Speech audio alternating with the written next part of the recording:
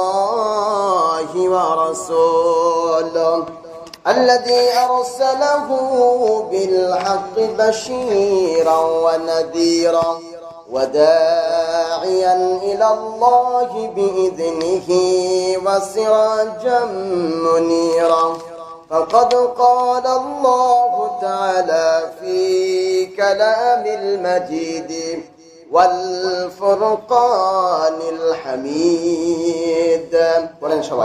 أعوذ بالله من الشيطان الرجيم. بسم الله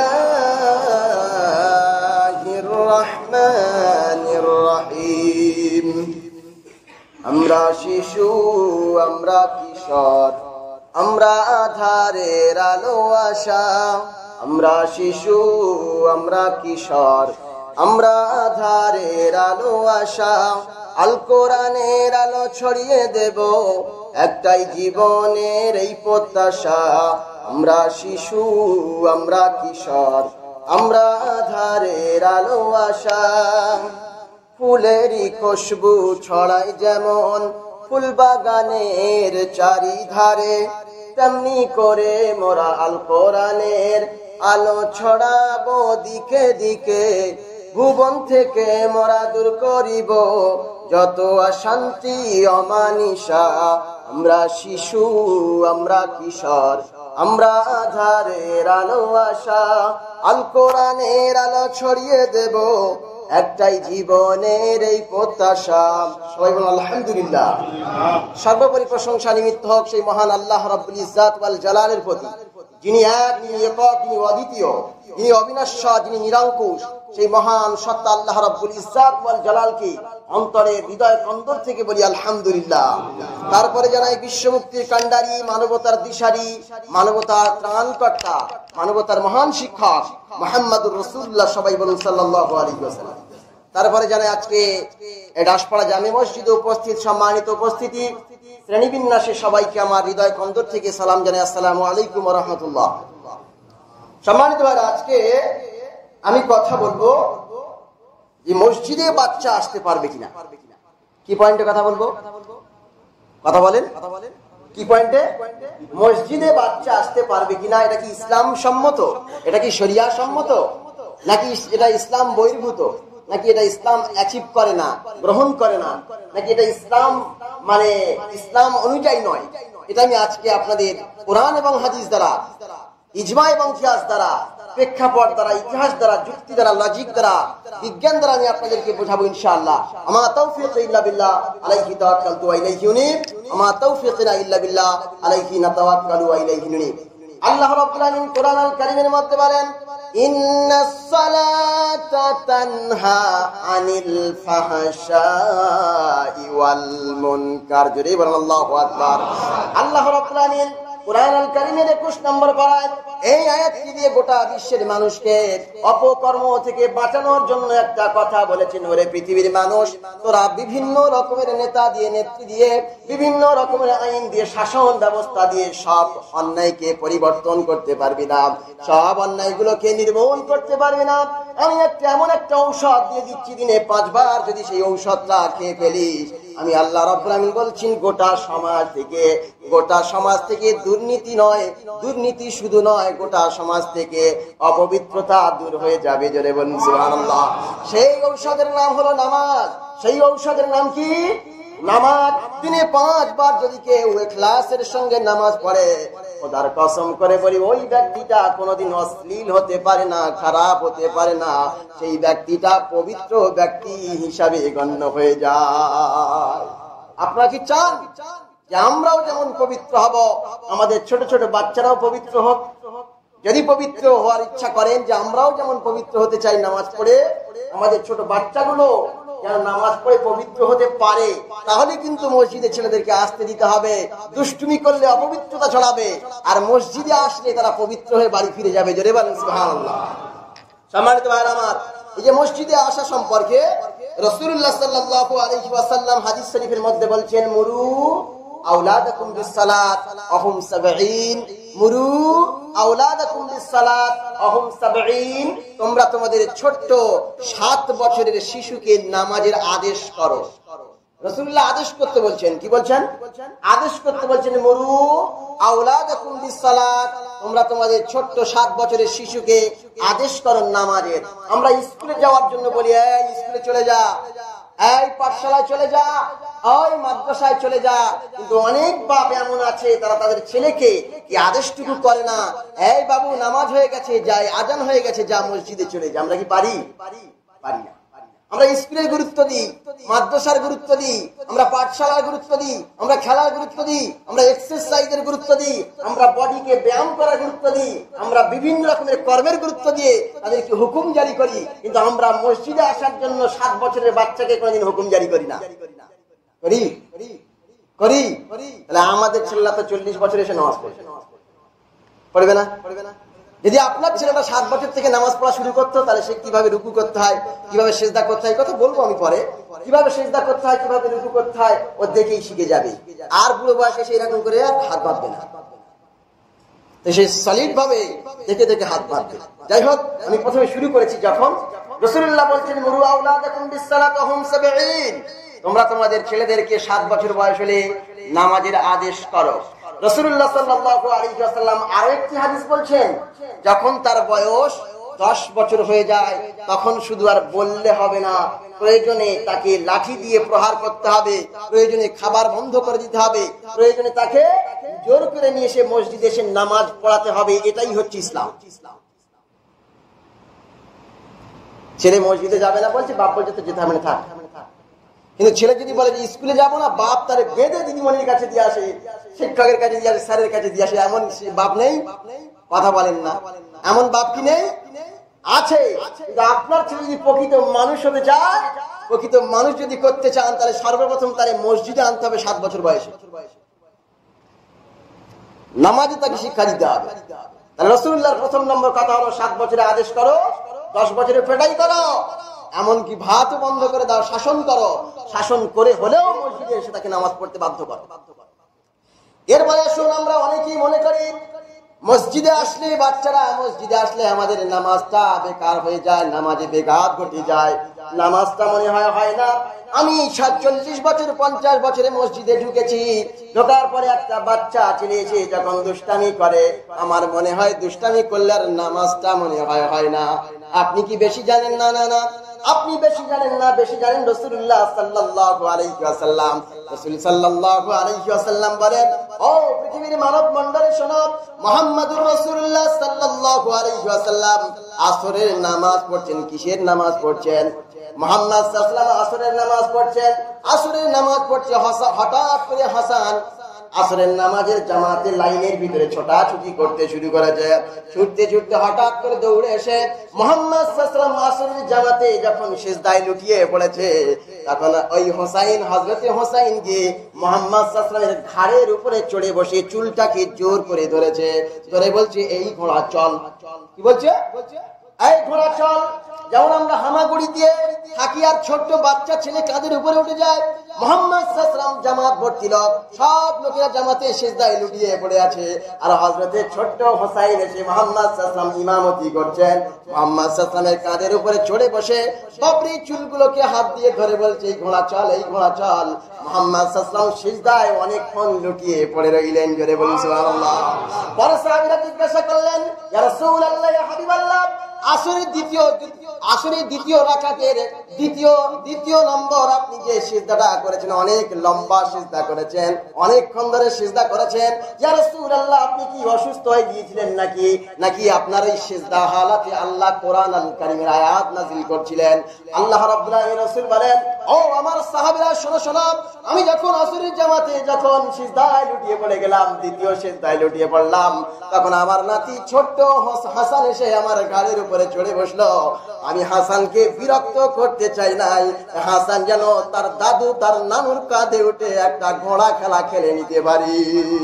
সুবহানাল্লাহ বললেন না? রাসূলুল্লাহর নামাজে বেঘাত ঘটলো না। আপনি রাসূলুল্লাহ থেকে বড় মুসল্লি হয়ে গেছেন, আপনার সামনেতে বাচ্চা ছেলে ছুটে গেলে নামাজে বেঘাত ঘটে যায়। এটা আমার কথা? এটা কি ইমরান আনোয়ারের কথা? কার কথা? রাসূলুল্লাহ সাল্লাল্লাহু আলাইহি ওয়াসাল্লামের কথা। শুধু তাই নয়, জুমার দিনে মসজিদ ভর্তি, মুহাম্মদ সাল্লাল্লাহু আলাইহি ওয়াসাল্লাম মিম্বারের উপরে উঠে গেছেন। যেখানে কোনো কথা বলা হারাম, যেখানে কোনো নামাজ পড়া হারাম, যেখানে সালাম দেওয়া হারাম, যেখানে সালামের উত্তর দেওয়া হারাম, যেখানে ইশারা করা হারাম, যেখানে কথা বলা হারাম, মুহাম্মদ সাল্লাল্লাহু আলাইহি ওয়াসাল্লাম জুম্মার দিনে মিম্বারের উপরে উঠে গেছেন, বক্তব্য পেশ করবেন। হঠাৎ করে হাসান আর হোসেন দুজনে মসজিদের ভিতরে ঢুকে গেলেন। মসজিদের সঙ্গে যেমন আমার ঘরটা সেটিং না, মুহাম্মদ সাল্লাল্লাহু আলাইহি ওয়াসাল্লামের ঘরটা ঠিক সেটিং করা ছিল। ওখান থেকে হাসান আর হোসেন দুইজন নাতি মসজিদের ভিতরে ছুটাছুটি করতে শুরু করলো। কখনো গিয়ে একটা সাহাবী ধাক্কা মারে, তার মাথা ধরে টানে, তার পাগড়ি ধরে টানে, তার চুল ধরে টানে। মুহাম্মদ সাল্লাল্লাহু আলাইহি ওয়াসাল্লাম এই অবস্থা মেম্বারের উপর দাঁড়িয়ে দেখছেন। কোথায় দাঁড়িয়ে দেখছেন? মেম্বারের উপরে যখন দাঁড়িয়ে দেখছেন হাসান আর হোসেন দুজনেই দুষ্টামি করছে, মসজিদের ভিতরে ছুটাছুটি করতে শুরু করেছে। মুহাম্মদ সাল্লাল্লাহু আলাইহি ওয়াসাল্লাম খুতবা বন্ধ করে দিলেন। যে খুতবা চলার সময় নামাজ পড়া হারাম, মুহাম্মদ সাল্লাল্লাহু আলাইহি ওয়াসাল্লাম খুতবা বন্ধ করলেন।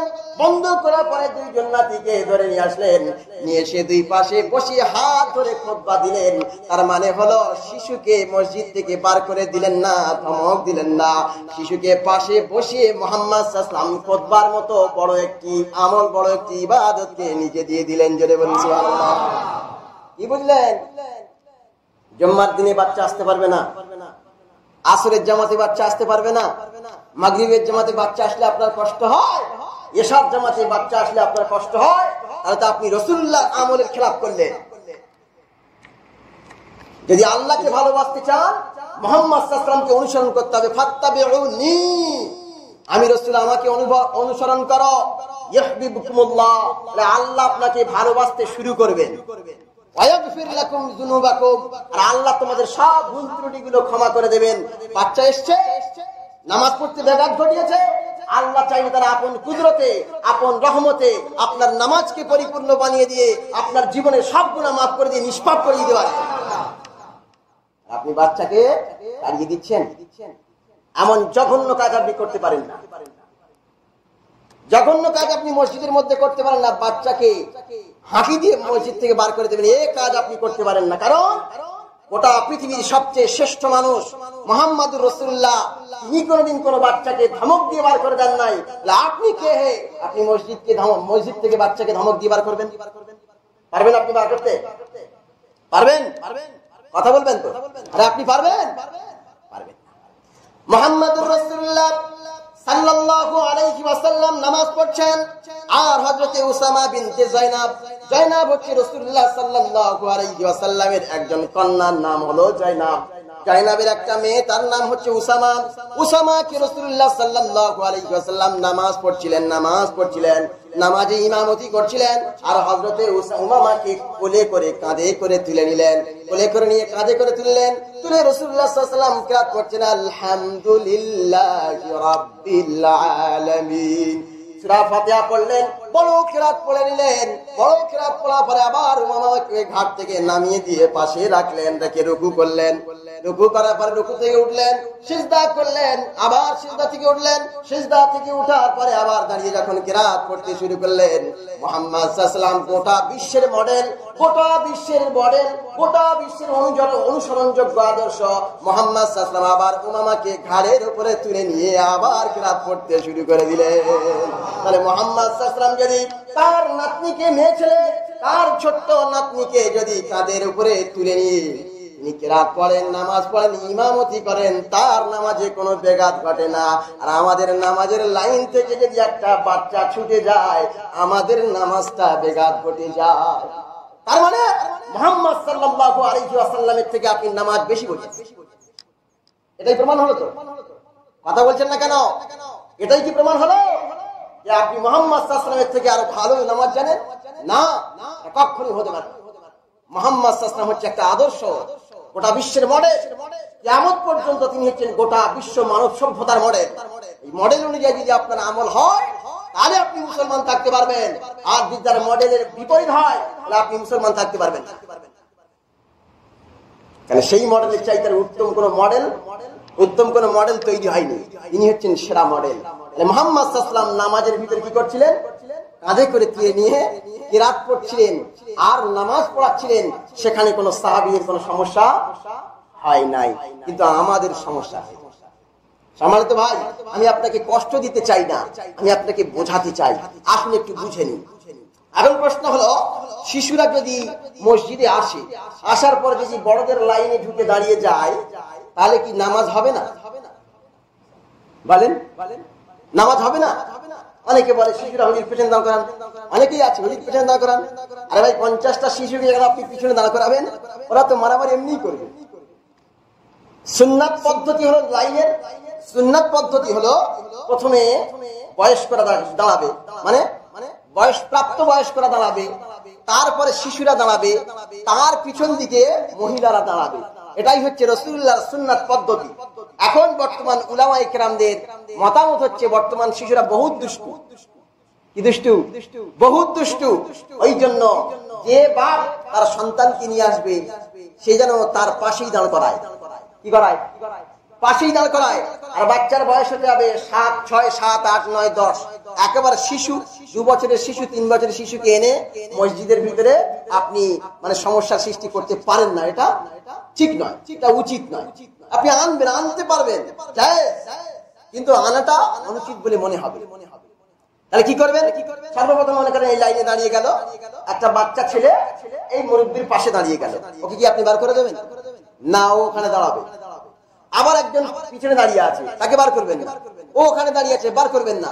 আমরা যদি বড়রা এটা নিয়ম বানাই যে আমি দাঁড়াবো, আমার পাশে একটা শিশু, আবার একজন দাঁড়াবে, আর তার পাশে আরেকটা শিশু, এইভাবে যদি প্রত্যেক লাইনের ভিতরে শিশুরা ছড়িয়ে পড়ে, তাহলে একজন অপরজনের সঙ্গে আর দুষ্টুমি করতে পারবে না।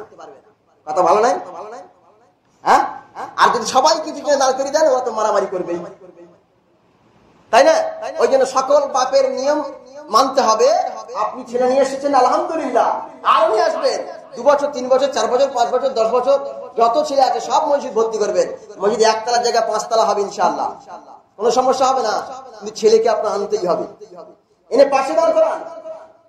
দাদুর সঙ্গে এসেছে, পাশে দাঁড়ান, কোনো সমস্যা নাই। লাইনের ভিতরে যদি বাচ্চারা দাঁড়িয়ে যায়, নামাজ হয়ে যাবে, কোনো সমস্যা হবে না। কথা বুঝতে পেরেছেন? এইবার আসুন, এইবারে আমরা অনেকে কি করি, অনেকে হাঁটি মারি একটা বাচ্চাকে, নামাজ পড়তে এসে দুষ্টুমি করছে। আপনি যে হাঁকিটা মারলেন, কসম খোদা, ওই হাঁকিটা যদি ও মাইন্ডে নিয়ে নেয় যে আমি আর মসজিদেই যাবো না, ও শুধু ও নয়, শুধু শিশু নামাজ পড়তে আসবে না, শিশুর বাপ ওই কথা শুনে রাগ করে সেও নামাজ পড়তে আসবে। তার মানে আপনি কি করলেন? আপনি একজন নামাজিকে দূরে সরিয়ে দিলেন, তার সঙ্গে আরো একজন শিশু, আগামী প্রজন্মকে আপনি নষ্ট করলেন, তাই না?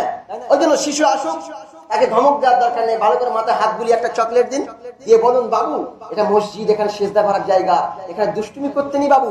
দেখবেন ও আস্তে আস্তে আস্তে আস্তে 7 বছর, 8 বছর যখন হয়ে যাবে, ও আর দুষ্টুমি করা ছেড়ে দেবে, তাই না ভাই? আমরা বাড়িতে ছেলে দুষ্টুমি করলে মারি, হাঁকি দিই, তাকে থামানোর জন্য আমরা দোকানে নিয়ে যাই, নিয়ে গিয়ে চকলেট কিনে দিই না ভাই, দিলে থেমে যায় না? ঠিক সেই রকম ভাবে শিশুদের সঙ্গে শিশু সুলভ আচরণ করতে হবে, তাহলে কিন্তু মসজিদটা সুন্দর হবে। আমরা কিসের সন্তান? মানুষের সন্তান না? তাহলে আমাদের সন্তানগুলো মসজিদে আসবে না, কোথায় যাবে? ক্লাবে, খেলার মাঠে, খেলার মাঠে দুষ্টুমি করবে, ক্লাবে গিয়ে দুষ্টুমি করবে। আর দুষ্টুমিটা মসজিদেই করুক না, অসুবিধা কি? আমরা দুষ্টুমিটা মসজিদে করুক। রাসূলুল্লাহ শিশুদেরকে অনেক আদর করতেন, অনেক মহাব্বত করতেন। রাসূল সাল্লাল্লাহু আলাইহি ওয়াসাল্লাম ফজরের নামাজ পড়াচ্ছেন, কিসের নামাজ? কথা বলেন। ফজরের নামাজ পড়াচ্ছেন, রাসূল সাল্লাল্লাহু আলাইহি ওয়াসাল্লাম মনে মনে ভাবলেন যে আমি আজকে বড় কিরাত পড়বো, অনেক বড় কিরাত পড়বো, আল্লাহর বাণী আমার মুখ দিয়ে উচ্চারণ হবে অনেক বড় করে। মুহাম্মদ সাল্লাল্লাহু আলাইহি ওয়াসাল্লামের সময়ে নারীরাও মসজিদে আসতো, শিশুরাও মসজিদে আসতো। মুহাম্মদ সাল্লাল্লাহু আলাইহি ওয়াসাল্লাম নামাজ শুরু করেছেন, নামাজ শুরু করতে করতে কিরাত চলছে, হঠাৎ করে একটা বাচ্চা ছেলে চিৎকার দিয়ে কান্না শুরু করেছে। মুহাম্মদ সাল্লাল্লাহু আলাইহি ওয়াসাল্লাম কি করলেন? বড় কিরাত আর পড়তে শুরু করলেন না, 2-1টি আয়াত পড়লেন, 2-1টি আয়াত পড়ে নামাজে রুকু করে সিজদা করে নামাজ শেষ করে দিলেন। সাহাবীরা জিজ্ঞাসা করলেন, ইয়া রাসূলুল্লাহ, ইয়া হাবিবাল্লাহ হুজুর, আপনি তো বড় একটা কিরাত ধরেছিলেন, মনে করুন সূরা বাকারা ধরেছিলেন, তো সূরা বাকারা আপনি শেষ না করে রুকু করলেন কেন? হযরত মুহাম্মদুর রাসূলুল্লাহ সাল্লাল্লাহু আলাইহি ওয়াসাল্লাম বলেন, আমি আমি যখন নামাজে দাঁড়িয়ে শুনলাম একটা বাচ্চা ছেলে চিৎকার করছে, তার মায়ের সঙ্গে নামাজ পড়তে এসেছিল। আমি মুহাম্মদ সাল্লাল্লাহু আলাইহি ওয়াসাল্লাম যদি কেরাতটা বড় করে ফেলি, তার মায়ের অন্তরের ভিতরে কষ্ট সৃষ্টি হবে। আহারে, আমার বাচ্চাটাকে আমি আদর করতে পারছি না, সে কান্না করছে, সে চিৎকার দিচ্ছে। আমি যদি তারে কোলে করে নিতাম তাহলে আমার মনটা শান্ত হতো। মুহাম্মদ সাল্লাল্লাহু আলাইহি ওয়াসাল্লাম কি করলেন? ওই মায়ের অন্তর শান্ত করার জন্য আর শিশুর প্রতি আদর দেখানোর জন্য, ইসলামকে সেরা আদর্শ ইসলাম হিসাবে গোটা পৃথিবীর কাছে প্রমাণ করার জন্য মুহাম্মদ সাল্লাল্লাহু আলাইহি ওয়াসাল্লাম নামাজের ফরজ কিরাতকে ছোট করে দিয়ে নামাজকে শেষ করে দিলেন, শিশুকে যেন তার মা কোলে নিয়ে আদর করতে পারে। কি বুঝলেন?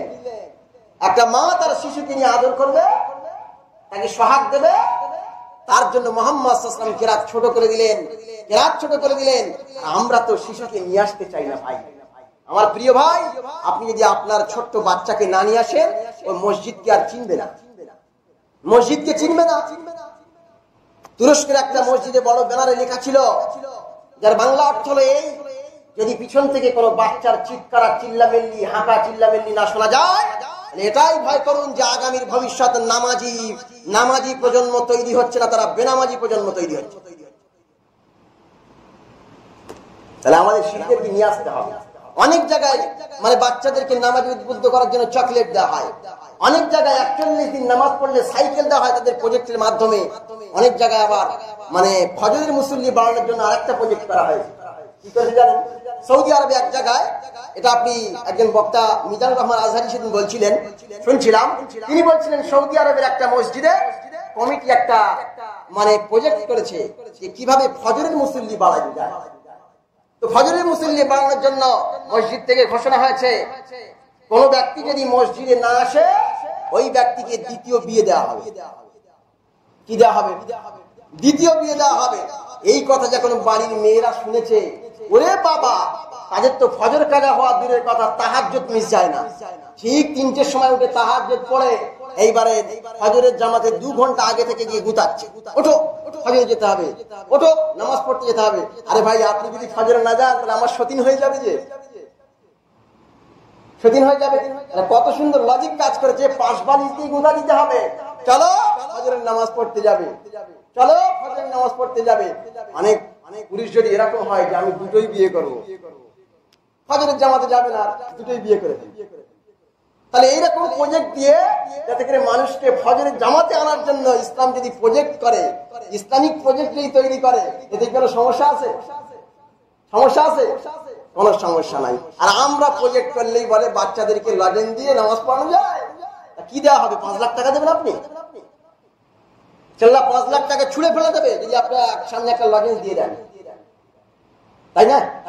ওই জন্য সম্মানিত ভাইরা, ছোট্ট ছোট্ট বাচ্চাদেরকে আসতে বলুন, তারা যেন আসে। মুহাম্মদ সাল্লাল্লাহু আলাইহি ওয়াসাল্লামের সাহাবী ইবনে আব্বাস রাদিয়াল্লাহু তাআলা আনহু, যাকে বলা হয় রাইসুল মুফাসসিরিন, ইবনে আব্বাস রাদিয়াল্লাহু তাআলা আনহু, তিনি রাসূল সাল্লাল্লাহু আলাইহি ওয়াসাল্লামের বাম সাইডে এসে নামাজ পড়ছে। এশার জামাতে বাম সাইডে এসে দাঁড়িয়ে গিয়ে রাসূলুল্লাহ নামাজ পড়ছে, আর ছোট্ট ইবনে আব্বাস এসে বাম সাইডে এসে নামাজ পড়ছে। রাসূল নামাজ পড়া অবস্থায় মুহাম্মদ সাল্লাল্লাহু আলাইহি ওয়াসাল্লাম নামাজ পড়ছেন, তারপরে হাত দিয়ে টেনে ডান সাইডে দাঁড় করিয়েছেন, হাত দিয়ে টেনে ডান সাইডে দাঁড় করিয়েছেন। আর এখানকার ইমাম সাহেব যদি কাউকে বাম সাইডে টেনে ডান সাইডে দাঁড় করে, বলবো ইমাম সাহেবের নামাজ হয়। আসলে আমরা সব বড় বড় মুফতি তো আলহামদুলিল্লাহ, কেউ মিশরি মুফতি, কেউ কাশেমি মুফতি, কেউ নাদবি মুফতি, কেউ জামে আজহার থেকে মুফতি পাস করে এসেছে আলহামদুলিল্লাহ। আমাদের ফতোয়া শুনলে পুরো সমাজ উল্টে যাবে। ওই জন্য সম্মানিত ভাইরা, শিশুদেরকে আসতে বলুন, তারা আসুক, নামাজ পড়ুক, তারা ক্লাবে যাওয়া বাদ দিয়ে তারা মসজিদে আসুক, আল্লাহকে চিনুক, রসুলকে চিনুক। একটা কথা মনে রাখবেন, সবসময় শুনে ইসলাম শেখা যায় না, শুনে ইসলাম শেখা যায় না, দেখে ইসলাম শিখতে হয়। কি দেখে ইসলাম শিখতে হয়। রাসূলুল্লাহ বলছেন, সাল্লু কামা রাআইতুমুনি উসাল্লি, সাল্লু নামাজ পড়ো সেইভাবে যেভাবে আমি রাসূল আমাকে পড়তে দেখো। তার মানে ওখানে শুনে ইসলাম শেখার কথা রাসূল বলছেন, আমাকে দেখে শেখো, দেখে শেখো। একটা ছোট বাচ্চা যখন আপনার মসজিদে আসবে, এসে যখন দেখবে আমার দাদু এইভাবে নিয়তটা করে, ও ঠিক সেইভাবে নিয়তটা করবে। যখন আপনি রুকু করবেন, সে রুকু করবে, আপনি যখন সেজদা করবেন ও আপনাকে দেখে সেজদা করবে। আপনি যখন মসজিদে ঢোকার সময় ডান পা দিয়ে ঢুকবেন, ও তখন দেখে আপনার ডান পা দিয়ে ঢুকবেন। ও যখন দেখবেন আপনি নামাজের শেষে দোয়া করছেন, ও নামাজের শেষে দোয়া করবে। আপনি যখন নামাজের শেষে তাসবিহ পড়ছেন, সে তখন তাসবিহ পড়বে। যখন ইমাম সাহেব বক্তব্য দিচ্ছে, কি বক্তব্য দিচ্ছে, ও সেটা সেটিং করে বাড়ি গিয়ে বলবে। আমার ছেলে, ছোট একটা ছেলে, আমি নামাজের শুরু হওয়ার আগে একটা কথা বলি না, এই দিল ইস্তাউ সাউ সুফুফাকুম ফাইন্না তাসবিয়াতাস সুফুফি মিন তামামিস সালাত। ওই ছোট্ট বাচ্চাটা বাড়ি গিয়ে ঠিক অবিকল বলে। তার মানে কি হলো, ও শুনেছে প্লাস দেখেছে, এর জন্য সে ইসলামকে অনেকটা বুঝেছে। ওই জন্য ছোট্ট বাচ্চাকে আপনি আনলেন, আনার পর সে প্র্যাকটিক্যাল নামাজটাকে দেখলো, দেখে দেখে শিখে গেল। নচেত আপনি যদি 40 বছরে আসেন, আপনার হাত ঠিক করে উঠবে না, ঠিক করে বাঁধতে পারবেন না, ঠিক করে দাঁড়াতে পারবেন না, ঠিক করে রুকু করতে পারবেন না, ঠিক করে তাসবিহ পাঠ করতে পারবেন না, সূরা ফাতিহাটাও আপনি সহি করে পড়তে পারবেন না। ওই জন্য প্র্যাকটিসিং ছোট থেকে শুরু করতে হবে, তখন থেকে, ছোট থেকে। কিন্তু আমাদের বাচ্চাদের যখন আমরা বাংলা শিখিয়েছিলাম ক বছরে? 40 বছরে। আমরা তো 40 বছরে নামাজ পড়তে আসি, নামাজ শিখি ক বছরে? 40, 45, 60, 65, অনেকে 70 বলে। কবরে এক পা যাচ্ছে, তাও বলে নামাজ পড়তে যাবো না, এখন হুজুর শরীরটা খারাপ। মাতৃভাষা যখন শিখেছিল তখন বয়স 40 ছিল। কত ছিল? ও মায়ের কোল থেকেই মাতৃভাষা শিখে এসেছে, মায়ের কোল থেকেই মাতৃভাষা শিখতে শুরু করেছে। তার বাপ কেমন করে কথা বলে, তার মা কেমন করে কথা বলে, তার দাদু কেমন করে কথা বলে, তার পাশের মানুষেরা কেমন করে কথা বলে, সে সেইভাবে দেখে, সেইভাবে শুনে মাতৃভাষা শিখে গিয়েছে। ঠিক একটা বাচ্চা যদি ছোট বয়সে মসজিদে আসে, ইমাম সাহেব কেমন করে নামাজ পড়ায়, আমাদের আব্বু কেমন করে নামাজ পড়ে, আমাদের দাদু কেমন করে নামাজ পড়ে, আমাদের চাচাজি কেমন করে নামাজ পড়ে, সে ছোটবেলা থেকে দেখে সেইভাবে নামাজটা প্র্যাকটিক্যাল শিখে যাবে। জোরে বলেন সুবহানাল্লাহ। আর আমরা তো তাদেরকে মসজিদে আসতে দিই না। আমরা তো প্রজেক্ট করেছি, আমরা বলেছি যে কোন বাচ্চা যদি সবচাইতে বেশি নামাজ পড়ে তার জন্য ঈদের দিনে সাইকেল দেওয়া হবে, আর প্রতিদিন একটা করে চকলেট দেওয়া হবে। চকলেট সে কোন আল্লাহর বান্দা দেবে সেটা আপনাদের মাথা খারাপ করতে হবে না। বহু আল্লাহর বান্দা আছে, শুধু চকলেট নয়, প্রতিদিন একটা করে রসগোল্লা খাওয়াতেও পারে, সে বান্দা আছে। আল্লাহ তাদের মানে জানে মালি যেন বরকত দান করেন, সবাই বলেন আল্লাহুম্মা আমিন। সম্মানিত ভাইরা, আমরা কি করি? এটা কি অন্য কোন প্রাণীর সন্তান যে এখানে আসতে পারবে না? এটা কি এই সব বাচ্চাগুলো কি অন্য কোন প্রাণীর সন্তান যে তারা এখানে আসতে পারবে না? এটা কি কোনো কুকুরের বাচ্চা, কোনো বিড়ালের বাচ্চা, কোনো অন্য কোনো প্রাণীর বাচ্চা যেখানে আসতে পারবে না? আপনি যদি এদেরকে না এনে কুকুরের বাচ্চা আনেন, তাহলে তো আপনি রাসূলুল্লাহকে অনুসরণ না করে পাশ্চাত্য সভ্যতার অনুসরণ করলেন। কিভাবে? পাশ্চাত্য সভ্যতায় তার ছোট্ট বাচ্চাটা পুশ চেয়ারে চলে যায়, খেলা গাড়িতে যায়, আর কুকুরের বাচ্চা কোলে ওঠে, কুকুরের বাচ্চাকে নিয়ে সব জায়গায় যায়। তাহলে তো আপনি রাসূলুল্লাহকে অনুসরণ করা বাদ দিয়ে পাশ্চাত্য সভ্যতার অনুসরণ করলেন। ওই জন্য আমরা যেখানে যাব আমাদের বাচ্চাটাও সেখানে যাবে, আমরা যেখানে ঘুমাবো আমাদের বাচ্চাটা সেখানে ঘুমাবে, আমরা যেখানে বাথরুম করি বাচ্চাটাও সেখানে বাথরুম করে, আমরা যেখানে ঘুরতে যাই তাকে নিয়েও ঘুরতে যাই। সব জায়গায় যখন বাচ্চাকে নিয়ে যাই, নামাজে আসলে আপনার দোষ কোথায়? বলেন কথা, যে নামাজে আসলে দোষ কোথায়? দোষ তো আমাদের অন্তরের ভিতরে ঢুকে আসে। ওই জন্য আমি সকলের কাছে করজোড়ে নিবেদন করব, আপনারা সবাই বাচ্চাদেরকে আসার জন্য উদ্বুদ্ধ করবেন। আর বাচ্চাদের বাপেরা যদি আসে, দাদুরা যদি আসে, তাদের পাশে দাঁড়ানোর চেষ্টা করবেন। দুষ্টুমি করলে তাকে হাঁকি মারবেন না, তাকে তাড়িয়ে দেবেন না। সে আজকের মসজিদ থেকে বার হয়ে যাবে, সেই মরণ পর্যন্ত তার মসজিদেও আসবে না। আগামী ভবিষ্যৎকে যদি ভালো করতে হয় তাহলে আপনি সেইভাবে মানে প্রস্তুতি গ্রহণ করুন। মনে রাখবেন, বাচ্চাদের কিচিরমিচির শোনা না গেলে ভবিষ্যৎ কিন্তু খারাপ হবে। আরো একটা কথা বলি, এখানে আমি রেকর্ড করে নিয়ে এসেছি, বিশ্বের বিভিন্ন মসজিদে বাচ্চারা চিৎকার করে। আমি অনলাইনে দেখছিলাম, বিশ্বের বিভিন্ন মসজিদে বাচ্চারা চিৎকার করে, আর ইমাম সাহেব বলে বাচ্চারা চুপ করো, বাচ্চারা চুপ করো। তারাবির নামাজ হচ্ছে 2 রাকাত হয়ে যাওয়ার পরে আবার বাচ্চারা চিৎকার করে, আবার ইমাম সাহেব বলে বাচ্চারা চুপ করো, বাচ্চারা চুপ করো। আচ্ছা বলুন তো, ওদেরকে মসজিদ থেকে বার করে দিয়েছে তারা? আপনারা ভিডিওর মাধ্যমে দেখেন না যে বাচ্চারা ছুটে মসজিদের ভিতরে ঢুকছে, তারা আনন্দ করছে। এটাই হচ্ছে তাদের যেন খেলার জায়গা হয়ে যায়, এটা যেন তাদের আশ্রয়স্থল হয়ে যায়।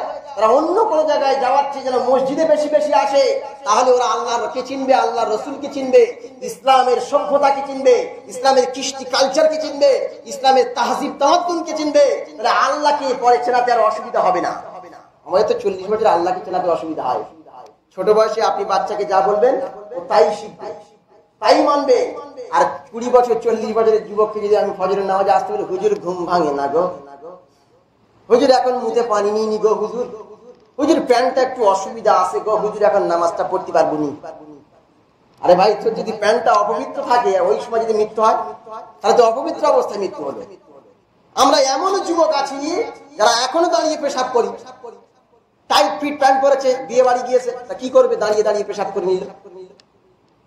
টাইট ফিট প্যান্ট পরেছে, পানি আর নিতে পারছে না, দাঁড়িয়ে দাঁড়িয়ে এইভাবে সারাক্ষণ নাপাক অবস্থা থাকলো। আমি বললাম, যুবক ভাই, আরে নামাজটা পড়ে নে। বলছে, হুজুর এই সময় সেই মোমেন্টে নেই, এই সময় সেই মোমেন্টে নেই। তাহলে কি মোমেন্টে আছে তুমি? তোমাকে গোসল করতে হবে? তুমি পেশাব করে পানি না নাও, তাহলে তুমি কিসের মুসলমান? প্রত্যেকটা মুহূর্তে তোমার পবিত্র থাকতে হবে। বলা যায় না কখন কিভাবে মৃত্যু চলে আসে। ওই জন্য সম্মানিত ভাইরা, আমার আজকে করজোড়ে নিবেদন হবে, আপনি 7 বছরের শিশুদেরকে অবশ্যই আপনাকে নিয়ে আসতে হবে। 8 বছর 9 বছর 10 বছর শিশুকে আপনাকে জোর জবরদস্তি করে নিয়ে আসতে হবে। তাকে আল্লাহকে চেনাতে হবে, রসুলকে জানাতে হবে, শিরক মুক্ত ঈমান আর বেদাত মুক্ত আমল শেখাতে হবে। তাহলে আপনি একজন গুরুত্বপূর্ণ বাপ হয়ে উঠবেন। অন্যথায় আপনি আপনার ছেলের প্রতি খেয়ানত করেছেন, আপনার ছেলের প্রতি আপনি জুলুম করেছেন, আপনার ছেলের প্রতি খেয়ানত করেছেন। যাই হোক সম্মানিত ভাইরা আমার, আল্লাহ রাব্বুল আলামিন যেন আমাদেরকে জানার চেয়ে বোঝার চেয়ে বেশি বেশি করে আমল করার তৌফিক দান করেন। আমা তাওফিক ইল্লা বিল্লাহ আলাইহি তাওয়াক্কালতু ওয়া ইলাইহি নুনীব। আমা তাওফিক ইল্লা বিল্লাহ আলাইহি নাতাওয়াক্কালু ওয়া ইলাইহি নুনীব। আসসালামু আলাইকুম ওয়া রাহমাতুল্লাহ।